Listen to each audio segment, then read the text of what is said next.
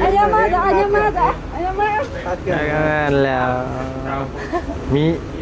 พี่ถามก่อนดูถามภาษามีความรู้สึกที่ไหนสิไป ความรู้สึกเป็นอะไร ตื่นเต้นดิ เต้นอะไรเนี่ย ได้เห็นน้องไผ่อ่ะงาน เอ้ยอนาคตเลยอนาคตบนนี่เนาะ ปรากฏได้อยู่บ่นอกได้ผ่านอยู่บ่ ว่าดีๆได้ป้าได้ดิว่าดีๆได้ ผ่าน ตัวผู้เฒ่าได้ เดี๋ยวบอกเราเข่าแม่เราให้ได้นะ ค่อยเฮงยังบ่ทัน เราให้กันสหาพี่หนึ่งเนาะ โอเค กำลังคิดเตรียมโทรพี่น้องไงก็ได้ปยาวก็เลย โมเดลวันแล้วเจ๊คนนั่งข้างๆเนี่ย ป้าก็จะคิดเลยโอ้ อันนั้นอันนี้นะ ป้าก็ จักรดีได้ เดี๋ยวจักแบบไหน กล้าว่าแล้วบาดไข่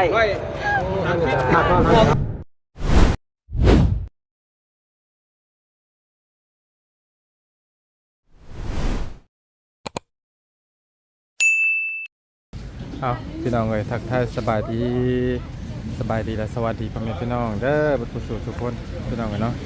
ยินดีต้อนรับเข้าสู่ช่องของบ่ยาวซาแนลคือเก่าพี่น้องเลยเนาะเอาพี่น้องเลยทั้งบ่ยาวเองกำลังสิพากันเดินทางไปแจกเครื่องแจกของอยู่ท่าแคพี่น้องเลยเนาะตอนนี้ก็พากันกินเซลเนาะแต่ว่ามีแขกบ่ได้รับเชิญไปน้ำพี่น้องเลยเนาะไปน้ำผู้ว่าบ่ว่าไปนั่นบ่ แข่งกันผู้ชาย เล่นน้ำผู้ชายแล้วป่าเลย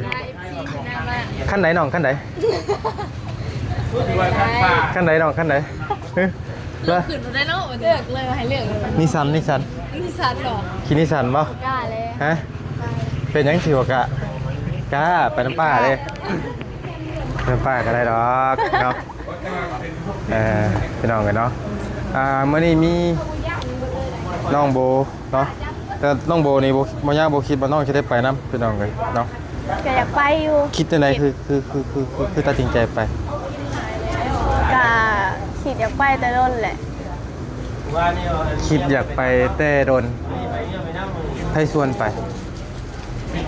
กับผมแต่ว่าไปเบิ่งคอมเมนต์ FC ก็ว่าน้องโบคือบ่ไปว่ะ โมเมนบีบริชวนบ่ จะชวนอยู่ บีชวนบ่ ถ้าเราไปได้ก็ไปนะมื้อนี้ก็ไปได้เพอไปเต้ยก็บ่อยู่ในมื้อนี้ฮะ ไปเต้ไปใส่ ไปเต้ยไปส่งรถน้ำพออยู่ท่าแขกพุ่นแหละ เพราะว่ามื้อนี้ก็อาจจะเป็นมื้อสุดท้ายพี่น้องที่รวมตัวกันใหญ่ๆก็มื้อต่อไปก็อาจจะเป็นมาเจาะมาเจ๊ะนะอาจสิบ่มารวมตัวกันที่นะพี่น้องกันเนาะลองไปขี่ก็ไป ไปกับไปก็ได้ ไปก็ได้พี่น้องกันทั้งบัตต้ากับคันหนึ่งเนาะไปทำการพี่น้องเลยครั้งแรกก็นี่บ่เคยมีผู้หญิงไปเจอเครื่องเจอของน้ำเจอเครือ เห็นบ่ครั้งแรกพร้อมนี่ไลฟ์สุดของพี่ ไปฮอบที่ฮอบแดนพี่น้องเลยบอกยัง ปกติมีแต่ผู้ชายเนาะ นะมีแต่ผู้ เกิด ชาย ลองประสบการณ์ใหม่ ไปยันตกน้ำบ่ ๆเอาเขาก็อยู่ไปใกล้มันแต่ว่า เอาไปใกล้ได้ไปเช็คน้ำท่วมในวันนี้ เอามันก็ไม่ได้เลิกปานนั้น ฮะ ไม่ได้เลิกปานนั้น บ้าไปพูดไหน เฮ้ยเป็นยังดอก เอาอยู่เอาไปท่านđấy เบิ่งตัวแล้วนี่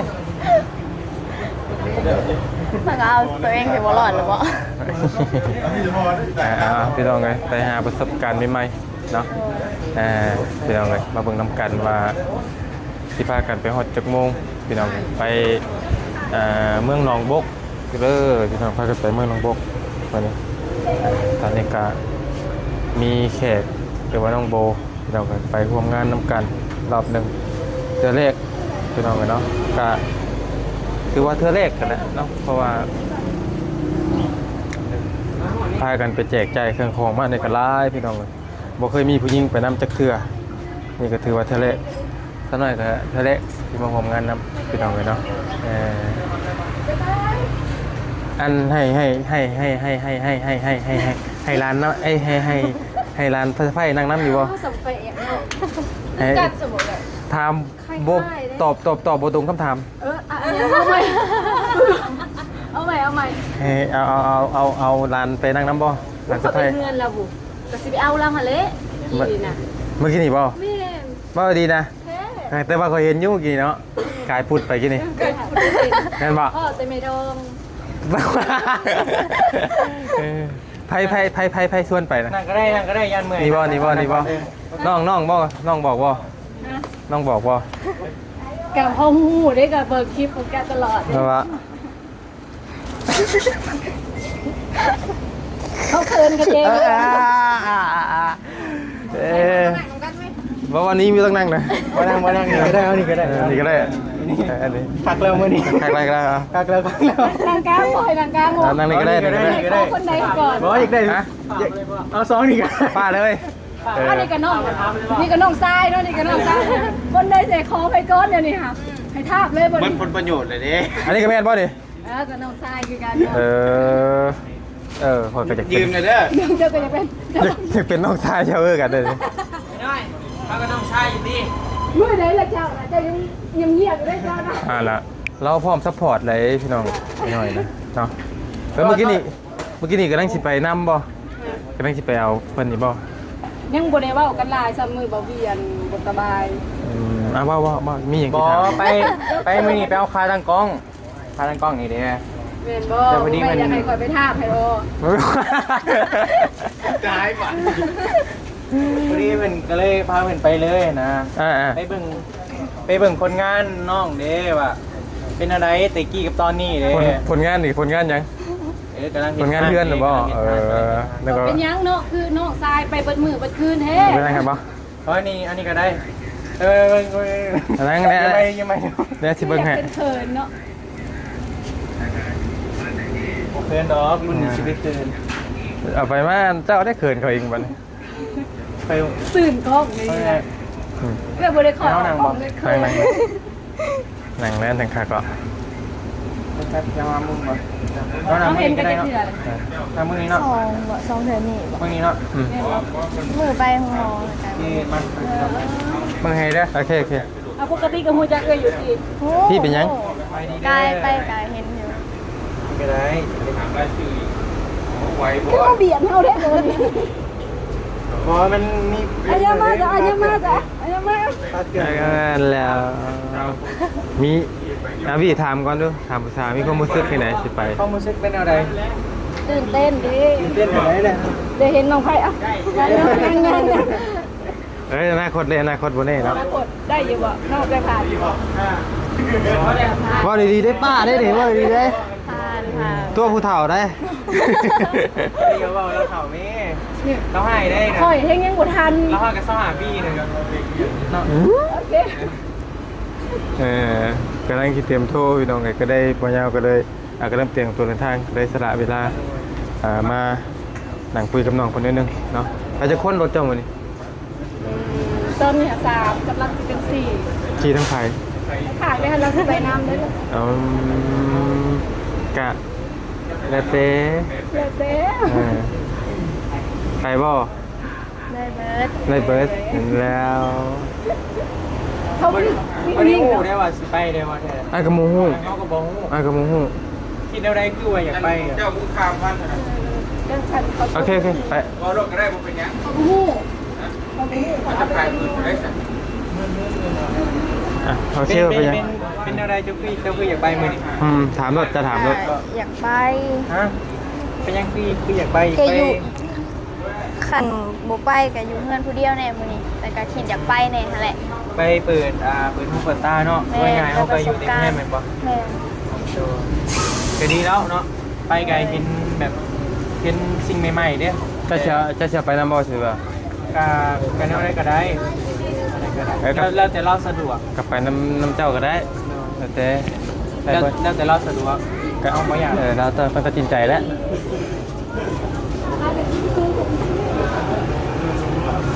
ตอนมาได้มานำไทยตอนมา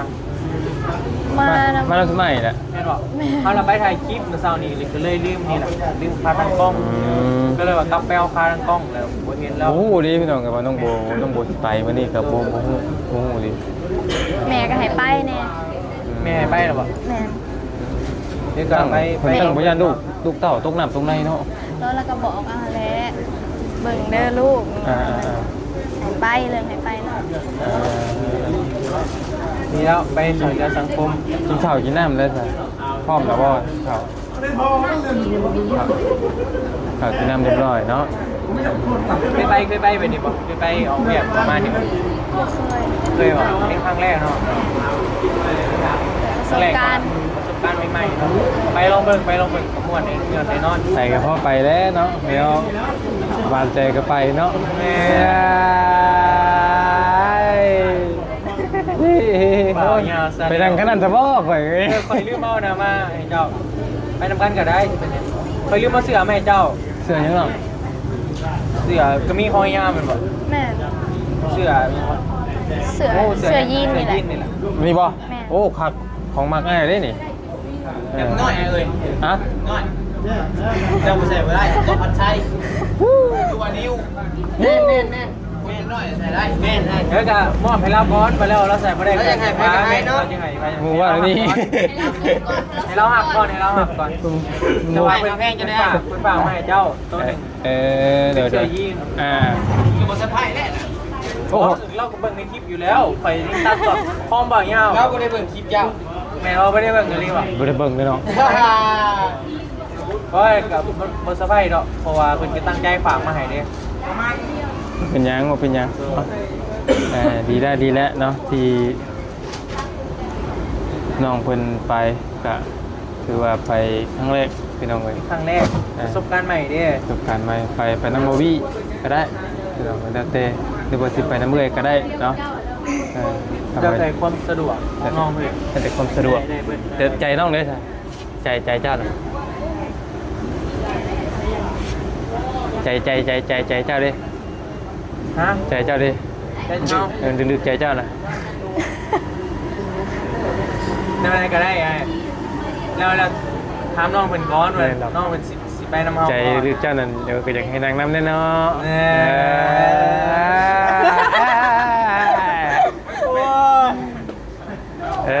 ก็ดังกันเนาะครั้งแรกผู้หญิงไปวันนี้ในโมเมนต์มีเมียบอต้าน้ำบอเป็นทางเลยแล้วก็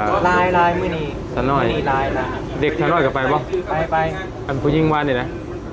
เด็กบอกบ่ได้ไป เผาห้านบ่ เขาห้าน นี่ เพราะว่านี่บินห้านไปเลยเด้ มันปิดคู่มืออะไรกับอะไรเนาะ มีเงินซื้อเขากินได้เว้ย มองไม่ได้ข่าวแล้วเป็นทางเลยเนาะ เพราะว่าก็ตู้หัวแล้วเขาปิดไปกับอันนั้นถ้าเปิดมันก็พอได้ขายเด้ อืม ปิดคู่มือก็บ่ได้เด้จุ๊บจังหน่อยวะจังหน่อยเดินทางบ่ ใช่มันเนี่ยเพิ่นเตรียมตัวแล้วนี่เตรียมตัวเนาะ ฝากนี้เด้อเป็นไหนพี่น้องไปเนาะปั๊บ บะห เนาะ มี่แนลเด้อ มันยังอีก มันตอบแล้วปิดการมองเห็นแล้วตอนโอเคป่ะเดี๋ยวเดินทางก่อนเด้อพี่น้อง โอเค ไปดีเด้อ ไป ยังได้ยังสิไปต่อกันอยู่ ไปพี่น้องเดินทาง มาลุ้นกันว่าน้องเพิ่นสิขึ้นคันใด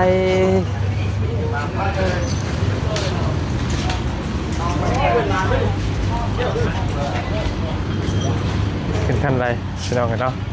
ต้นกันขึ้นคันใดขึ้นวิว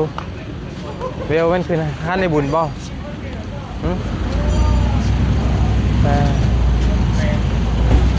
คันอะไรไปหุ้นบ่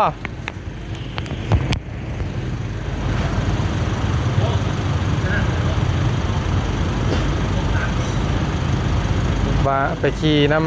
ำบ่าวบุญบ้านป้าพี่น้องเนาะทางน้องโบไปเดี๋ยวจะไปเบิ่งน้ำกันพี่น้องเลยเอาพี่น้องเลยเอาคราวนี้ครับ มาห้างมาไม่เครื่อง เนาะ แม่พี่นะครับ พี่น้องเลยเนาะมาเริ่มโตกันที่นี่ใช้เครื่องกันนะไม่เล่าเนี้ยเครื่องนะให้เล่าเนี้ยจังกันมีตะกี้เหรอเฮ้ยเอาอยู่ว่าขี่อ่ะ ยักษ์แล้วนะ ขี่ยักษ์เอา ไม่ได้แก่นะโอ้เป่าแท้ดิเพื่อนเพลงคางอยู่มั้ยไม่ได้ขายก็เลยขายว่า สรุปแล้วขี่คันนี้บ่บ่ต้องเพิ่นนะโบยนะ อังโบก็ไปบ่ นี่ มีตามผู้ชายยอกสนีแรงแท้นี่บ่ยักขับบักแท้สวัสดีเด้อ ยัดความแตกเด้ สนีแรงแท้เถ่านี่บ่ปอสนีแรงดิ บ่ได้ไปยั่วเอาเขาทึกว่าเป็นตู้เอาลูกเขานั่งบ่ นิวมาถ่ายมันหลอกมันจะเป็นอะไร สนีแรงแท้บ่เว้ยบ่ เต็มใจไปบอกแล้วแม่บอกแล้วแม่ขนาดนี้ยังมาเข้าไปนอกคนนอกเลยคิดมึงจะทำได้จะว่าพี่น้องมื้อนี้กะทีมงานเฮาไป20คนสบายดีเด้อส่งมายาวสบายดีเด้อนั่นเครื่องนั้น ใครเนี่ยระเบิดเจ็บไข้ นั่นจ้า เริ่มแล้วใครเนี่ยแล้ว บ่ยังเจ็บอยู่แต่ว่า เป็นยังโดน ว้าวรีวายรีบ่ สิตัวยังไงเคยตัวบ่ บาดนี้ยาอะไร ตอนจะเป็นพี่จะพูดอะไร โอ้ยเจ้ากันเนาะเฮาบ่เคยเป็น แต่ว่า เป็นซะบ่บ่เคย แต่ว่าเป็นเบิดข่อยไปสอบถามเบิ่งหมู่คู่นะ ข้าวโพดยังบอกครับจะมีคนหลอก เป็นย่อมฮักบัดเดียวเคย เคยผู้ชายเคยเป็นอยากเป็นเบิดทุกคน เคยผ่าตัดหมดเลยเคยผ่าตัดตัวนึงเนี่ยแต่ว่าโปเกี่ยวกับนี่เนาะแต่มันเจ็บมันเป็นเส้นเลือดขอดผ่าตัดของท้องน้อย บ่เสียงเราส่งมาในกลุ่มก็โอ้เราเจ็บตอนนั้นเกือบตายแล้วอ่ะ เจ็บเบิดบ่เที่ยงนี่ ฮะ เจ็บเบิดเลย สาวน้อยค่ะความหูใหม่และบาดนี้ โอเคพี่น้องอันนี้นายยังมีหมู่บาทเนาะบ่ได้เต็มมาแล้วนี่เบาจันนายบายดีเด้อบายดี มาเอาต่อ ไปเด้อ มาจับให้ จับไป รู้แล้วจะนั่งกี่ชายจะนั่งกี่ชาย รวมแล้ว ข้างเบิ่ง บ่ดีๆบ่ดี 200 บ่ดีๆดินั่งกี่ชายก็ตัดสินใจแน่ เอื้อยให้นางใส่กันนางหัน มันบ่เกี่ยวมันเป็นน้ำแนว เราขึ้นน้ำรถน้ำเฮาเลยดิ ดูนั่งอยู่ที่เนาะเจ้านั่งใช้จัน นั่งหัวใจโบได้ว่าแล้วใจคนนั่งข้างๆนี่ ป้ากะจักเลยโอ้ อันนั้นกันนี่นะ ป้ากะจักเดี๋ยวจักแบบไหน กล้าว่าแล้วปากไผ่บอกก่อนเฮา ไปเด้อ เราพูดกันได้ก็ไปดิก็ไปดูก็ไปดู เป็นป้านี่แหละโบ ฮะ ป้าน้อยเอาวะเบิ่ง ป้าน้อย โอ้ ก็คือ เจ้าคืองามแท้นี่คือกันเยอะ คือเนาะใครเคียงกันอยู่เนาะเหมือนทางป้าอยากเถ่านิดนึง เจ้าถ่ายเดือนมาจะยืนเราไม่ใช่ เพื่อจะตะวัน อันนี้บ่เห็นแต่ในคลิปกูจิ้นน้องบี้ กูจิ้น กูจิ้นน้องบี้สบายดีเด้อ พอหยอกเด้อมีอย่างก็มีที่ปรึกษาให้เก่านะช่วงนี้ก็ชอดอยู่ เดี๋ยวได้กับคลายความหลับจะมาดูตัวกดยิงบอกกัน ว่ารีวาย หลังไม่ชัด ยังหลังไม่ได้ บอกว่ารีว่าอะไรอันนี้นี่ อีดี เรื่องยังเฮ้ย ยังพูดเรื่องยังมา อีดีพี่น้องเลยเนาะมาเรื่องเก็บไข่ บ่ได้หลับแล้วตัวนี้ ฮะบอกว่าได้รับคอยว่าเขาในคลิปได้ว่าคอยเจ็บไข่แต่โมเมนต์บ่ได้ เจ็บไข้เจ็บท ก็อยู่ว่าเป็นเลยกูว่ามันดีเนาะ ขอใจแล้วได้สุภาพกันเดินทางมัน นี่แหละ เต็มเลย ตอนนี้เครื่องคองก็เต็มอยู่พี่น้องเลยแต่ว่าบุญ กับเจ้า ป้าบุญสารวัตรคือผมมีอย่างน้อยนอกกระบาดไปเลย เพราะเมื่อวานนี่คอยไปตั้งใจว่าสีได้ไปเห็นมานี่ มือจะหูจะพูดไปจะไป กระบอกหูนี่กระบอกหูว่าความจริงไหนก็ลีบระบอกหูลีได้ โมโหข่อยยังโมโห บอกหูลี ข่อยก็ เจ้า เห็น มันเซอร์ไพรส์กันหน่อยจะเจ้าเห็นมือ คอยสิเบ้ากากลางกล้องเลยพอดีสิเอาผู้นี้ไปหาเลยนะ ว้า เดี๋ยวไปบอกพ่อวันนี้ มาพ่ออยู่พี่ แม่ แล้วก็ไปหาหมดเงินดีดี ก็ได้เนาะคนผู้น้อยคือกันกับน้อยเลยเนาะ เราก็งามคือกัน แบบพูดหนาเนาะวงหนาเนาะ เดี๋ยวอย่างเดียวมันจะอย่างว่านะ ว่าเขาว้าวเขาว่าข่อยเคยว่าเจ้าเดียวแน่เขาหยอก เคยว่าใช้เล่าได้ว่าเท่านะ ฮะ แต่มีนิยมเรางามเลย เมนแล้วจะมีเนี่ยแรกมาตลอดว่า มียังกว่านิวตัว เตียงคือแก่นรถอีมั่มคันสีแดงนะหลังของคอยนี่ยังบ่ยังเลย อ่า มีที่ลูกกระสอบนี่ เสื้อผ้า แต่ว่าเป็นทุงก็มีเฮ็ดเป็นทุงแล้วก็มี พี่น้องไงเนาะเบิ่งถอยก่อนเฮาบัดนี้เบิ่งตรวจเบิ่งรถคันนี้ก็ใช่เฮาอันนี้มีผ้าห่มพี่น้องไงเนาะ ประมาณ100,000กว่า จะคันนี่เจ๊น้อยจะคัน นี่ไงล่ะนะเจ๊น้อย คนไป นี่บ่ สี่คนทั้งไผ สบายดีนะเด้อ ไปเด้อ ไปน้ำได้มื้อนี้เนาะ เป็นที่เด็กผู้นั้นเนาะผู้ขับรถบ่ นี่ก็ต้องทรายเป็นกันเลย เข้าไปกันก็ เป็นลูกพี่ลูกน้อง ยังกดขอยัง ทรายกำลังใจว่ะ จักพื้นนี่ ร้อยพื้นเพราะว่าให้เด็กน้อยจัดมาให้ร้อยพื้นก็มีคือว่าสิสมทบไปแต่ก็ลองเบิ่งหาประสบการณ์เลยเห็นแต่พวกแก้วไปแล้วก็ติดลบไปนำแม่นบ่โอ้แม่นประสบการณ์ของพวกแก้วที่โหดเลยแต่ละอย่างเด้อ ไปกันเล่นกินงูเลย กินบัดนะของคนเลยพากินไหนแล้ว บ่ค่อยซีเรียสบ่ค่อยอีหยังแบบเวอร์ธรรมดา จักปีปีนี้ 3 บอกความจริงแล้วบอกให้ตัวกัน ก็บอกเตียง การทุกจอง สองบอก ดีนะสาวน้อยทำกันก็ค่อยเลย แม่ บอกจะสามารถสองเนาะเบิ่งแล้วคือหน่อย คอยนึกว่า18 19 เอาไปพื้นหนึ่ง เนี่ย อ๋อจะเอาเต้นนี่ชื่อของคนนะยับไหม ยังไง แล้วบัดนี้ ข่อยกำลังย่องเนาะเอาอันคากาแฟอยู่นี่ กาแฟอยู่ดิมันยังเฮ็ดคือหุ่มคือหอมแท้น่ะ ย่องแล้วอันงาม ก็เมียมันหามาอยู่มันนั่งทามาอยู่ไว้จักปีวะ ว่ามันมองกดเงินอยู่หั่นเด้ ตู้พี่เนาะมาแล้ว บ้านก็ฝากคอกแล้วเพราะอะไรรอดตามเราได้เมื่อวานนี่ ทางไปก็มีอยู่หมูปิ้งนะมีเอ้ย จะกินยังไง กิน ได้ได้ บ่ได้ถอย ว่ากินแล้วได้พากินหนูนะแล้วพากินหนู ยืนนี่ ถ้าดูก็ยังได้กินหนู ยืนนี่เพิ่นกินน้องเบิ่งกินลี่หรอกอ่ะ กินน้อยจะงูไปน้ำหน่อ เอาเลยปะเขา โอเค ไปเลยบ่ คนนี้ก็ว่าหักเพลงกันแท้เอากำลังใจไปเป็นรักใจเลยช่วยดูเลยก็ดีเนาะ